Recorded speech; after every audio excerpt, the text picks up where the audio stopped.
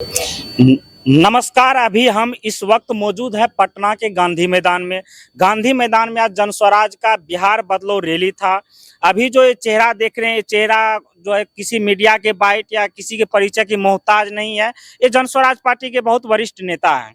आफ्ताब आलम जी हमारे साथ है अभी गांधी मैदान में। और ये अभी देख लीजिए, अगर कैमरामैन दिखाएंगे तो पूरी कुर्सी लगभग में अभी भी जनसंख्या कुछ लोगों की बची हुई है जो अभी तक यहाँ से रैली से नहीं गए हैं।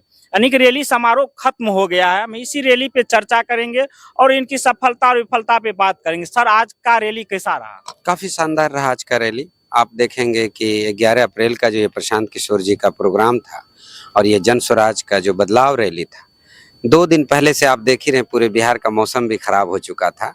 आप देखिए सामने बारिश में कितनी कितनी पानी लगी हुई है इस गांधी मैदान में। सरकार को इस ओर भी तवज्जो देनी चाहिए कि 2 दिन की थोड़े थोड़े बारिश की वजह से मैदान पानी से भरा है, लेकिन फिर भी जो जन सैलाब था, आप देखेंगे कि पटना पूरी तरह से फुल था।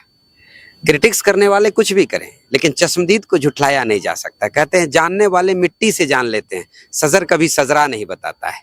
पूरी तरह से जन सैलाब उमड़ा हुआ था। लोगों के अंदर एक गुस्सा था, एक उसके अंदर एक जो उत्तेजना थी वो सरकार के खिलाफ थी, चाहे वो केंद्र सरकार हो या राज्य सरकार हो। और जो हमारे विपक्ष की जो पार्टियां हैं उसके खिलाफ भी थी। आज जनता बता रही थी कि हमें कुछ नहीं चाहिए, हमें अपने बच्चों का भविष्य देखना है। हम न जात न पात किसी चीज पे नहीं जाएंगे, हमको जो है भविष्य देखना है अपने बच्चों का, खास करके अल्पसंख्यक समाज, मुस्लिम समाज और SC ST OBC समाज के लोगों की जो तादाद थी और पढ़े लिखे युवाओं की जो तादाद थी, आप देख रहे थे कि किस तरह प्रशांत किशोर जी को इतनी भीड़ थी कि बोलने तक भी नहीं दिया गया, लोगों से मिलने तक भी नहीं दिया गया और बहुत ही तारीफ के काबिल थे। जैसा कि सर आप एक कोट किए हैं, जमीन से मिट्टी देखी नहीं जाती है। क्या इतना जन सैलाब था जनता का, पूरे बिहार से लोग आए हुए थे, महिला पुरुष। क्या लग रहा है आपकी बार जो आगामी विधानसभा चुनाव 2025 का है, इसमें विपक्ष जो है, जो अभी सत्ताधारी पार्टी है बीजेपी और JDU यानी कि NDA गठबंधन, वह कह रहा है 2025 फिर से नीतीश, यानी कि फिर से 2025 सीट हम लाएंगे। क्या लग रहा है जो इतने बड़ी जन सैलाब आपका वोट परसेंटेज में कन्वर्ट हो पाएगा? आप देखेंगे सरकार की बात अगर आप कर रहे हैं, चाहे वो नीतीश जी हो या केंद्र की सरकार हो, ये जो आवाम आप देखे, क्या ये सरकार के समर्थन में आवाम थी? ये सरकार के विपक्ष में थी। और क्या हिंदुस्तान के बाहर, बिहार के बाहर की आवाम थी? सब बिहार की आवाम थी। और आपको लगा कि कोई अमीरों की रैली थी? देखिए गरीब गुरबा, महिलाएं, औरत, बुजुर्ग, जो स्पॉन्टेनियस फीलिंग, जिसका स्वाभाविक फीलिंग था ना कि बिहार को बदला जाए, वैसे लोग थे। कहते हैं अमीरे शहर को बेदार करके देखते हैं, अमीरे शहर को बेदार करके देखते हैं। अमीरे शहर कौन है? सरकार है, चाहे कोई भी सरकार हो। खिराज देने से इनकार करके देखते हैं, जो टैक्स देते हैं इनकार करके देखते हैं उसको। और ये रहनुमा तो जगाने से भी नहीं जागे, चलो ना आवाम को बेदार करके देखते हैं। तो हम लोग आवाम को बेदार कर रहे थे और आवाम पूरी तरह से बेदार हो चुकी है, जाग चुकी है, वो करवट लेना चाहती है। किसी, हम लोग यहाँ पे कोई नेगेटिव पॉलिटिक्स का शिकार नहीं होना चाहते, हम लोग किसी का क्रिटिक्स नहीं करना चाहते। हम एक व्यवस्था परिवर्तन, एक पॉजिटिव सोच के लीडर हैं और ऐसा नहीं कि हम किसी अच्छी चीज को भी बुरी कह दें। देखेंगे कि गांव में जो स्थिति है ना, वो जेन्युइनली बहुत ही खराब है। गरीबों की स्थिति, योजनाओं का जो क्रियान्वयन हो रहा है, वो पूरी तरह से मैनेजमेंट फेल है गवर्नमेंट का। भ्रष्टाचार व्याप्त है, हर जगह आप देखेंगे भ्रष्टाचार। पैसे कमाना वो एक अलग चीज है, लेकिन आवाम, ये मुल्क, सरकार किसके लिए है? आवाम के लिए। आवाम त्रस्त है, परेशान है और आवाम को हम लोग गुमराह करके रखे हुए हैं। किस चीज़ों में? जाति में, पाति में। ये 25-30 साल का वक्फा जो है, ये बहुत ही सोचने वाली बात है। 30 साल कम नहीं होते। हम लोग जब पैदा हुए, आज हम लोग जवान हो गए, स्थिति देख रहे हैं जस की तस है। हालांकि ऐसा नहीं कहता कि मैं बिहार सरकार ने काम अच्छे नहीं किए या पहले की सरकार ने नहीं किया है, लेकिन सवाल किससे होगा? सरकार से ही तो होगा। तो इसमें तकलीफ की कौन सी बात है? आप अगर सिस्टम को चला नहीं पा रहे सही से, भ्रष्टाचार व्याप्त है थाना और अंचल में, तो इस चीज को आंख में आंख डाल के आप क्यों नहीं कबूल कर सकते? और कब कबूल करेंगे?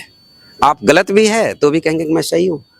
ये नहीं होना चाहिए। जैसा कि सर एक विपक्ष का जो होता है दायित्व, जो अगर पक्षधारी सरकार अगर कुछ करती है तो विपक्ष का भी होता है, उनके साथ हम मिल के उनकी सहयोग करें। क्या प्रशांत किशोर जी अभी तक नजर नहीं आ रहे हैं कहीं ना कहीं जो सत्ताधारी है उनको सहयोग में? देखिए, सहयोग की क्या आपने बात। भ्रष्टाचार का मुद्दा उठाया सर, भ्रष्टाचार हमारा भी दायित्व है, सबका दायित्व। भ्रष्टाचार एक सरकार ही उसको नहीं पूर्ण रूप से बंद करा सकता, हम लोग की भी दायित्व और जागरूकता भी है। सरकार लेकिन उसके लिए कुछ चीजें चलाए, जैसे एडवर्टाइजमेंट चलाए, नुक्कड़ चलाए, तो इससे थोड़ा जैसे आजकल साइबर क्राइम के लिए सरकार ने कुछ पैगाम उठाए, इस तरह से सरकार को पैगाम उठाना पड़ेगा। क्या आपकी पार्टी सरकार को सुझाव देती है जो इस तरह से भ्रष्टाचार बंद कीजिए इस तरह से? देखिए, नवंबर 2025 में बिहार के मुख्यमंत्री चेंज हो जाएंगे और नीतीश कुमार जी भी इस बात को भली भांति जानते हैं कि आगे वो नहीं रहेंगे। जहां तक हम लोगों की राय मशवरे की बात है, तो जब तक वो सरकार में है तो शुभकामनाएं तो हैं, लेकिन भ्रष्टाचार के लिए शुभकामनाएं तो नहीं दे सकते। उसके लिए तो सवाल करेंगे ना, क्या भ्रष्टाचार नहीं है? और एडवर्टाइज से भ्रष्टाचार थोड़ी दूर होगा। हाँ, लोगों को जागने की जरूरत है। आप सही बोले कि पब्लिक अवेयरनेस होना चाहिए, लेकिन पब्लिक अवेयरनेस किस चीज के लिए होना चाहिए? पब्लिक अगर नशा कर रही है तो उसके लिए होना चाहिए। पब्लिक स्मैक यूज कर रही है, जो बच्चे आज के 18-17 साल के युवा कर रहे हैं, जो शराबबंदी के बाद, अगर वो लीगल ढंग से, पूरे इंडिया में शराब बिक रहा है, अगर आप लीगल ढंग से शराब बेचते हैं तो लोग तो बेगुनाह जेल भी नहीं जाएंगे, और उसको अगर ढंग से शराब पी के अपने घर में ही आराम करते हैं तो इसमें बुरी बात भी नहीं थी, और सरकार को उसकी रेवेन्यू भी आती। 28% रेवेन्यू पूरे खर्च का आप सिर्फ जनरेट करते हैं। बिहार सरकार सिर्फ 28% रेवेन्यू जनरेट करती है पूरे खर्च का, बाकी वो केंद्र पे निर्भर रहती है। तो केंद्र की जो नीतियां गलत भी है उसको वो समर्थन करेगी कि इतना करोड़ इसमें मिल गया, इतना करोड़ इसमें मिल गया, इतना करोड़ इसमें मिल गया, इसलिए हम साथ हैं। तो गलत नीतियों का तो विरोध करना चाहिए। आप 15 से 20 साल आप इतना दिन मुख्यमंत्री रहे, और आप क्या रहेंगे बिहार की जनता से, और आप क्या उम्मीद लगाए बैठे हैं? वो तो सर जनता उनको चुन रहे हैं तो वो तो बनेंगे ही। जनता पे उनका वैसा विश्वास है, जनता के साथ वैसा उनका कनेक्शन है, तो स्वाभाविक रूप से आपकी भी पार्टी जब आएगी उस तरह से जनता की, जब आप जो है उनके विश्वास को जीत लेंगे तो आपकी भी पार्टी को जनता बना सकती है। लेकिन कहीं ना कहीं अभी तक नीतीश कुमार के साथ जनता दिखाई दे रहे हैं। देखिए, ऐसा नहीं है। नीतीश कुमार के साथ अगर जनता दिखाई देती तो सांसद चुनाव में उनको कुछ सीटें मिली थी, विधायक के चुनाव में काफी सीटें वो लूज कर गए।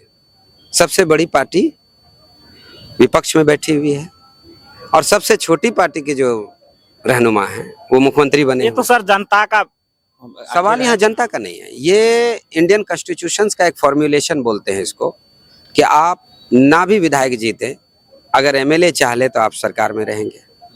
लेकिन आपका अपना स्टैंड क्या कहता है, आपका अपना जमीर क्या कहता है? अपना भी तो कोई वजूद होना चाहिए। आज हम लोग कर्पूरी ठाकुर, लोहिया, जयप्रकाश नारायण, महात्मा गांधी, सरदार वल्लभ भाई पटेल, जवाहरलाल नेहरू, मोतीलाल नेहरू का क्यों नाम लेते हैं?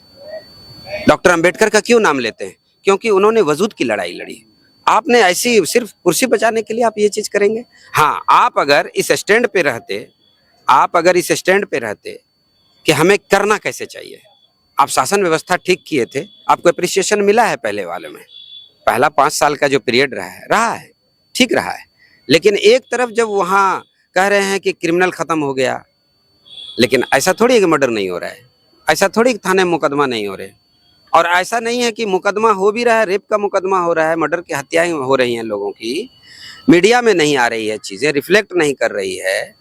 लेकिन अगर ये रिफ्लेक्ट करती भी तो क्या रिश्वत नहीं चल रहा है क्या?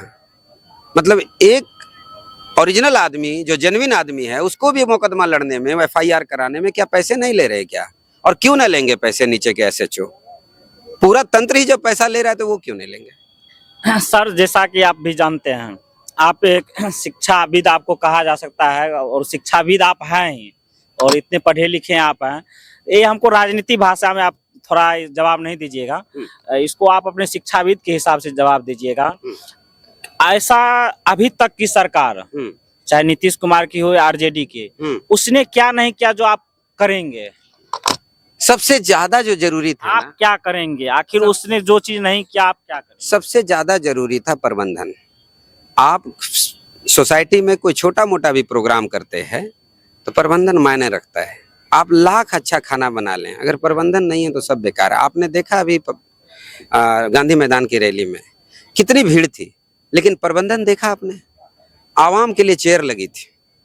चेयर पे लोग इस तरह नहीं बैठ रहे थे, वो चाह रहे थे कि प्रशांत किशोर जाके के सीने से लग जाएं। वो देखे कि रोड पर साइड से, मंच के आगे पीछे, एक बिल्कुल नजदीक जाना चाह रहे थे। हम तादाद जो था लोगों का, इतना मतलब 1 इंच का गैप नहीं था, लोग भरे हुए थे। तो मैनेजमेंट जो है ना, वो प्रबंधन जो है, वो बहुत बड़ी चीज है। आप कम पैसे में भी अच्छे प्रबंधन से चीजों को चला सकते हैं।